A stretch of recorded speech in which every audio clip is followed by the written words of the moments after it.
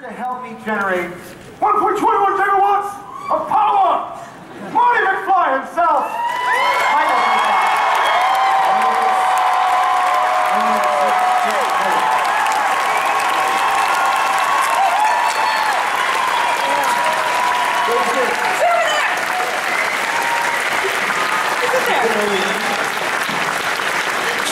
Hey, everybody. This is exciting.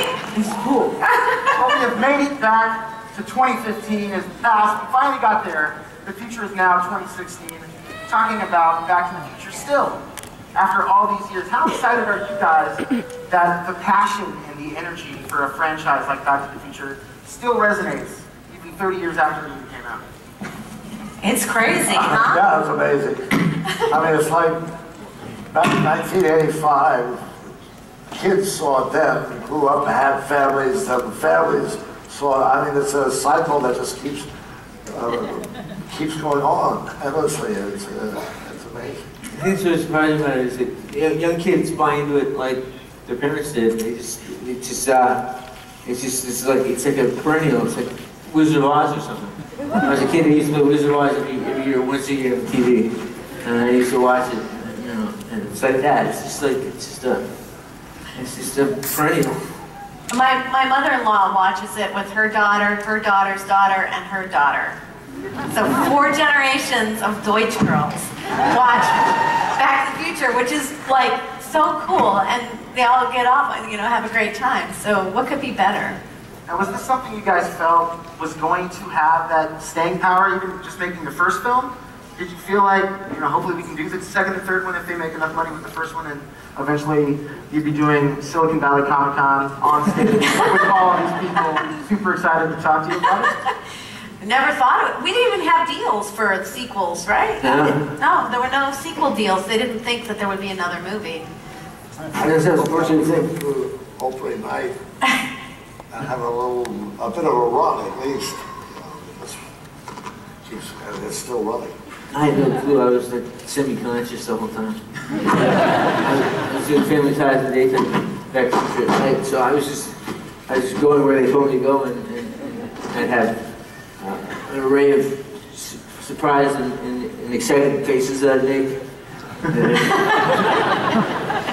Look, awestruck number 32. So I didn't realize that there was genius around me. That's really what it was. I knew I was working hard and I was doing what I was asked to do, but I didn't realize that the level of complexity until after the complexity in the script and just how powerful these themes were. It really resonated with people. Were there any particular stories throughout any of the movies that sort of stand out as special moments for you guys that you either knew yeah, people are going to really enjoy this, or just something that made you crack up laughing when you were shooting? I remember the dinner scene with Crispin Glover. Remember when he was like, remember that? We couldn't, it was like 10:30 at night and you were delirious and I was in that makeup and you couldn't laugh with that makeup or it would break right here and then everybody'd have to go home. So I was like this. At Crispin, who was insane. Crispin is insane, isn't he? In a very good way. He was so great. He was so great to work with, though. He was He's a genius. You never knew what he was gonna do and how he was gonna react. He had these idiosyncrasies about his hair and about the way he moved, and it was really balletic in a way. Once you kind of got over how weird it was. When I watch the movie, I'm always struck by the styles of acting that were taking place. I mean, Crispin had this kind of almost like commedia dell'arte. He would make these big gestures and stuff, and sweep of indignation. It's a sweep of indignation. Yeah, a sweep of indignation. And you did all that falling down and this double takes. No one can do that like you did. You were a genius. And then you had your incredible style where you're I don't know, it was a really interesting, gathering of acting styles, don't you think? Well, yeah. And I was just horny in the middle of all. Here's one thing that Chris does. I mean, I always mention to people is in any film, especially science fiction film, there's a lot of exposition. There's a lot of explaining how this works in 80 miles per hour and blah, blah, blah, and all these rules. And so you got to get them out there so the audience can understand them. And I mean, that's what Chris did. All the genius stuff he did. Nobody likes to lay pipe. Nobody likes to give exposition. It's boring. Well, you go here and I'll go there. Because in the history of the thing, this happened. But he did it so entertainingly and so like manically that it was an art. He turned exposition into an art form.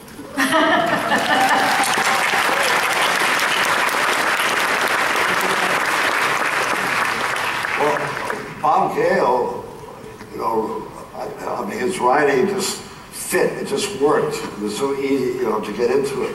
I know I have these long, rambling, pseudo-scientific speeches, but the way he wrote them, they made sense. You know, they seemed organic, and it made it work. Was there anything from Back to the Future 2 specifically where you guys came to October 2015, and did you feel like any of the stuff that had come true that you guys predicted way back then? I mean, I bet on the Cubs to win the World Series last year because I didn't want to be the guy who didn't after Back to the Future 2 told me to. And then they made it to the playoffs, and I thought I was going to win. I did not. Damn it. But was there anything that you guys, you know, when you're predicting stuff like that, and to see some of it actually come true, did you feel like you might have had a hand in making some of that happen? A sense of force. I just know that the movie predicted my receiving heroin. Before I had the same receiving heroin to that. They did predict the future. There's a bunch of people wearing those hats. Orange outfit. So they predicted the future, clearly. You know, the makeup that they put on you guys to make you look a little bit older, pretty spot on from what you guys ended up looking like right now. Right? Still very youthful, still feel like I'm back in the 80s. Doesn't look like you guys have aged at all. I don't talk like that, though. I don't go, Marty.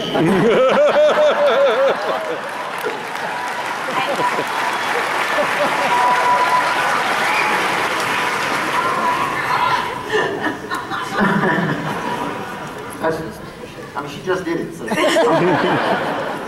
But what would you say was one of your more particular favorite moments from the series?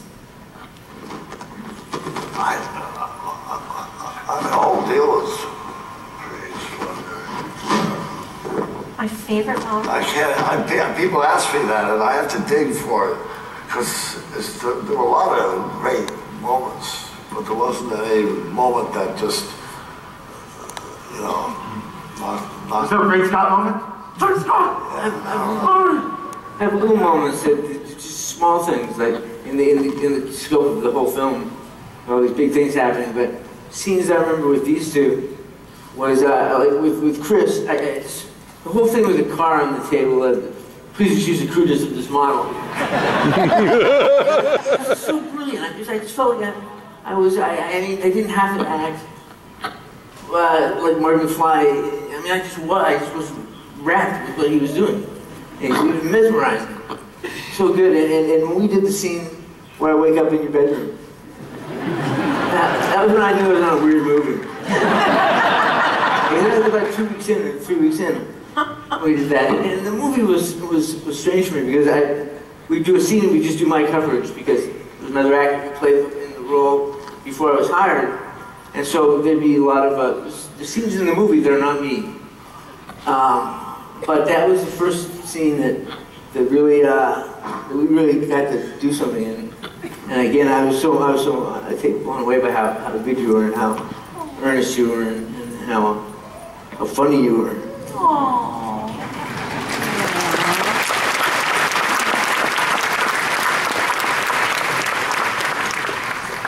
Yeah, there were so many great moments, and we spent a year and a half together. I mean, it was really a year and a half between all 3 movies. And so with, you know, and then how much time in between the movies? Was it like 5 years. Was it really that long? Yeah, we did 84, 85. So we released in 85, and then we did the other one in 89 and 90. Whoa. Whoa, so that was a long period to spend together. And I remember when we got together to watch Back to the Future 1 before we did Back to the Future 2. And it was so cool to just see what we had accomplished and then get to do more of that. It was just such a gift. 30 years later, still going strong. I know, it's craziness. Look at these people. It's so exciting. What time would you travel back to? Do you have a good answer for that? I'm a woman, so I'm happy to be right here, right here. I want the same amount of money as a man. I want to be right now, so that's my answer. But you guys, men, probably have other ones. I kind of, I worked with Woody Allen once, and he said there was, we were having a conversation about time travel, and he kind of came into it late, and he said that he wouldn't want to be living any time before the invention of penicillin. I kind of feel like that too. No. Is there I like to go back to bed. bed? Back to bed. Thank you so much. Oh, you're welcome. Back to the furniture. Hi, my name is Chad, and I think I speak for everybody when we say we'd love to see a part 4. Is there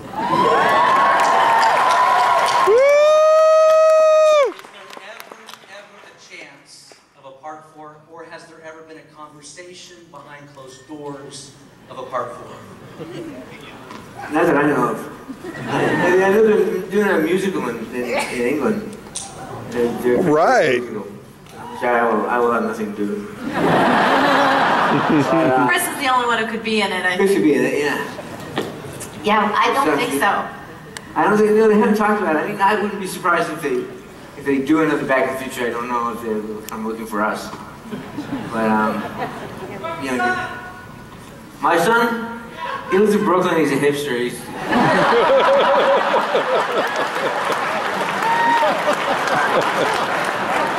He's working on an app. You're working on an app. Anybody here working on an app? Back to the Future? That sounds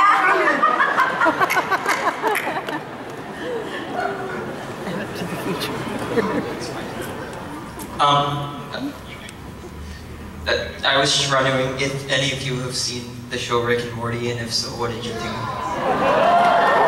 Rick and Morty. Have you seen the show Rick and Morty? No. I haven't. I'm not a hipster. Is that a hipster show? No. You should. And at the end, can I give you all hugs? Hugs? I'm available for hugs after. Sorry. Thank you. Thank you. Hi. Hi. Marty McFly is a 17-year-old high school student and whose best friend is a disgraced nuclear physicist. And they never explain that. So do any of you have some theories of how they met? It's like Batman and Robin, don't ask.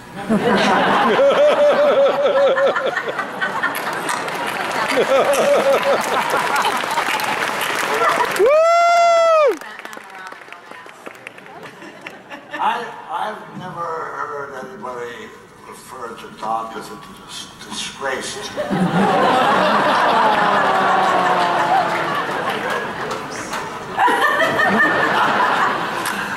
You're well accomplished. That's so funny. In the classroom. I broke Back to the Future.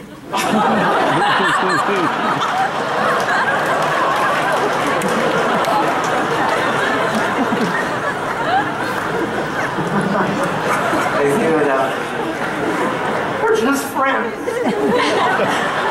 Thank you very much.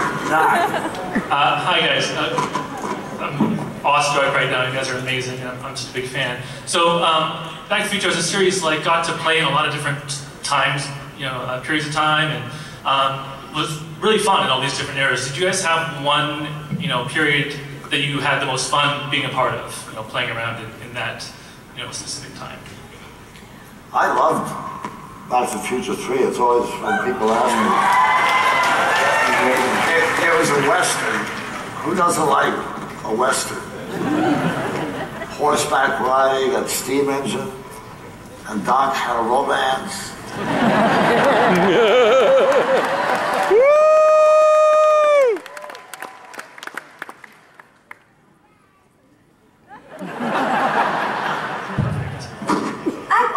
Magic. I mean, one of the great things about making a movie is when you get to, you know, the courthouse square where they changed it all the time. It was always such a magical moment when we would, you know, round that corner for rehearsal and see that they completely changed it. Or when I walked into the dance, you know, the Enchantment Under the Sea dance, and it was all these people dressed up like the 50s. It was so amazing to me. And my favorite was the 50s. I love that. I love that. I love the wardrobe. I love the baggy pants and the two-tone shoes and the Johnny B. Good stuff. And you were so pretty in that dress. Pink dress. Yeah. It's just like all taffeta and like just all fuzzy and nostalgic. You know what's weird is my daughter is working with that same costume designer right now. The same one, Deborah Scott, is designing her dress, which I think is so cool. But you should be here. Thank you. The future is kind of a universal sort of fantasy that everybody has. You know, you wish that you could be in the future somewhere, or you wish you could be in the past to see. So I think it appeals, certainly appeals to that kind of very human wish. It was a perfectly crafted screenplay, too. I mean, look at the screenplay, it's perfectly... And everyone's fascinated with their parents and what their parents were like. I mean, that's how the story started in Bob Gale's mind. Apparently, he saw a picture of his dad in a yearbook and wondered what it would be like to meet him, you know, when he was that age. And the idea that we all start out with the same dreams, no matter how old we get. We were young and had dreams and wanted to pick up their own son and things like that.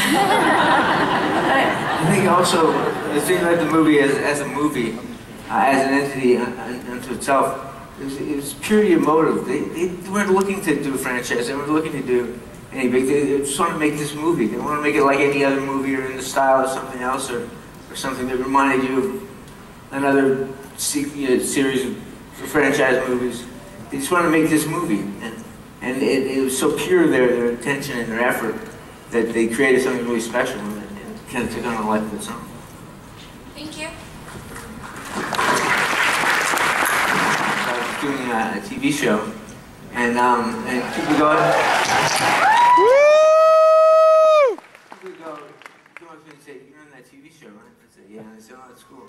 And I did Back to the Future, like, "What got you Back to the Future?" And it really does reset everything to deal with the new reality. But it was.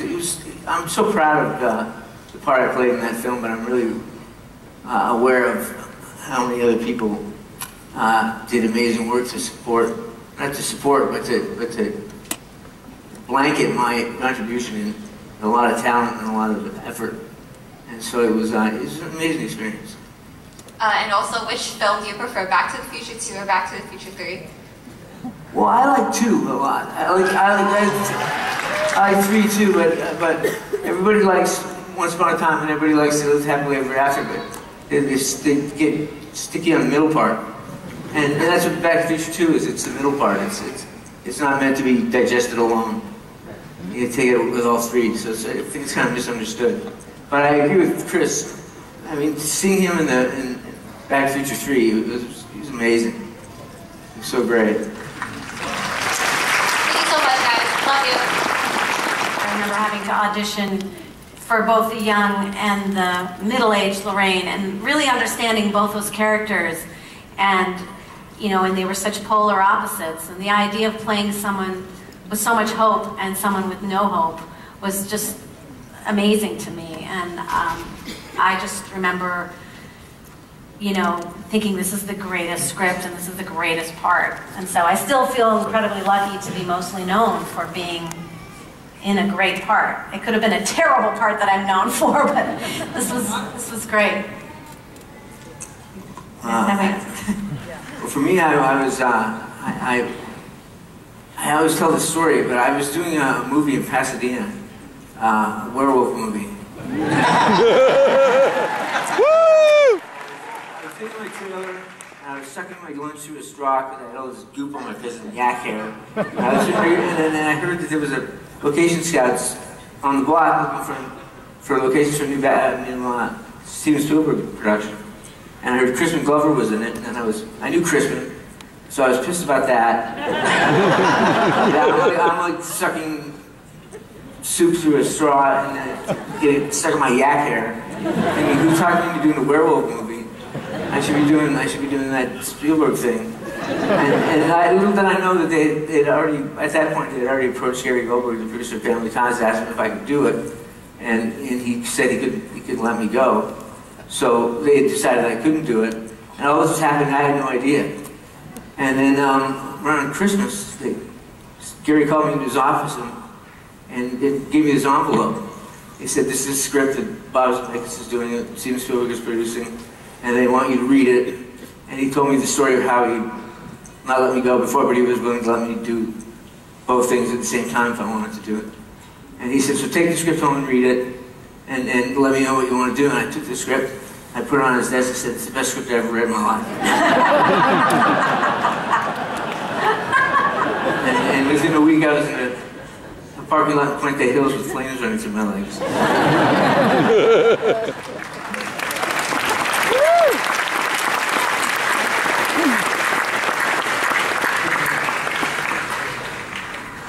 I just, what kind of really excited me about Doc Brown, I love stories about scientists like Einstein, etc., who are able to imagine in a realm that we can't even begin to enter, and come up with something like E equals MC squared, which explains so many things and changes science and the excitement of discovery. I just thought, which is what Doc is all about. I mean, he tries things that don't work. He invents an automatic gadget to feed dogs. I mean, it's whatever, but to invent a space-time travel, just the excitement of having that kind of mentality to come up with solutions to things that most people find unfathomable, amaze me.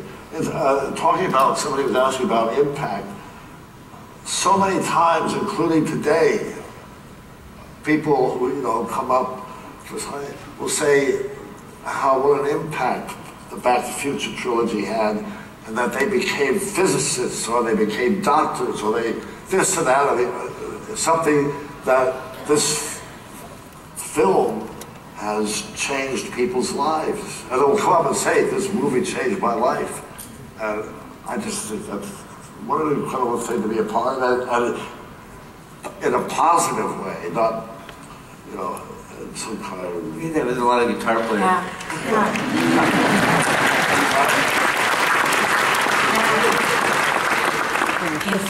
I get that with a lot of guitar players. It's funny because I'm such a crappy guitar player. But a lot of musicians, a couple big musicians have said to me that was, like Chris Martin said that was a really turning point in his life, saying that. Wow. Wow. You're welcome, Chris Martin. Well, that's one of the things about the movie. It really was really, really well cast. I mean, sometimes things can go really awry. I mean, second time it was really well cast. But first time it was well cast. But I mean, it's hard. Sometimes, things, everyone's part, they don't click. And this one seemed to click really well. Thank you very much. Thanks. You better tone it down a little bit, or did you give them encouragement to say, yeah, let's take it further? Yeah, I think, because one thing that I've noticed since I've been kind of a member of the disabled community is that like, anytime, for a long time, anytime you saw a disabled person on TV, you'd hear soft piano music in the background, and people would be whispering in tones of, oh, he has this and he has that, tinkle, tinkle, tinkle, tinkle. And I say disabled people can be jerks, they can be human beings, they can be people you argue with, they can be people that you interact with every day, that it's important to normalize, you know, the aspects of their life that are unchanged. That they have to pay taxes, they have to go through life, go grocery shopping, do whatever they have to do. And so to make them sane, to project some stuff onto them is not helpful. So I thought, you know, it was just, Larry David was a chance to just play a guy who was a guy. A guy who had, I mean, it was me, nominally, but it was, I had a chance to play a guy who argues with his neighbors and plays games with people and messes with their perceptions. I thought it was a good opportunity. So I wasn't really making fun of the disabled, I was making fun of the human condition, that we separate ourselves based on what we see and we project onto other people things that they may not be feeling or thinking.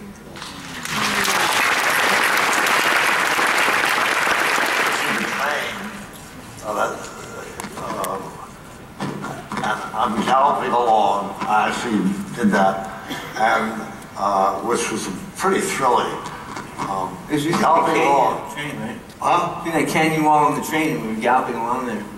With the train on one side, train 5 feet on this side, and then a granite wall on. Yeah. When Doc's supposed to, he's galloping along, he gets next to the train, and there's a handle there to pull himself onto the train, off the horse onto the train. And I wasn't doing that moment. A stuntman did that moment. What could go wrong? But I remember the tape was going out, and I caught up with the train, and I so wanted to grab it and pull myself on the train. But if it didn't work out, could have been kind of weak. Chopped down. For me, I did a lot of stuff, skateboarding and a lot of stuff. Up to the point where you could get killed, and then even if I wanted to do it, insurance wouldn't let you do it. But the one thing that kind of went awry, we were doing the hanging scene in Back to the Future 3. Right. And I had this thing with Bob whenever I do a take. I wasn't happy with it. I'd say, okay, forget that. Now you can see some acting. We'll do it. I'll do it again, and now you see some acting. And he wasn't convinced that I was being hung. It didn't look like I was being hung. So I said, okay, I'll put my hand in there, and I'll lift my feet off the ground, and I'll actually hang for a little bit and see how it looks. And I said, watch this, Bob, it'll be great. Put my hand in there. And I blocked my carotid artery, and I went out. And then I woke up, it seemed like 3 minutes later, at the end of a rope. And that was the hairiest experience I had. Great Scott. Yeah. I just had a lot of push-up bra stunts. Yeah. They were dangerous. Very dangerous. We see some of those stunts. Yeah, it was very, very frightening. We had the part 2 of Lorraine boobs. Yeah, the Lorraine boobs were very difficult. What the hell, you made me get these. These things! You want them back, you can have them!